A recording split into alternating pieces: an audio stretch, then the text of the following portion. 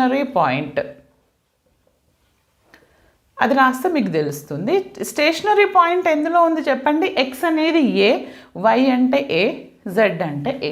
నేను ఒకటి చెప్పాను, స్టేషనరీ పాయింట్ కనుక ఆర్బిట్రరీ కాన్స్టెంట్స్లో ఉంటే మనం ఏం చేయాలి, hour 2 variable formula L>0 ln-m² use చేయాలి. అవి యూజ్ చేయాలి అని అంటే ఏం యూజ్ చేయాలి, L, M, N వాల్యూస్.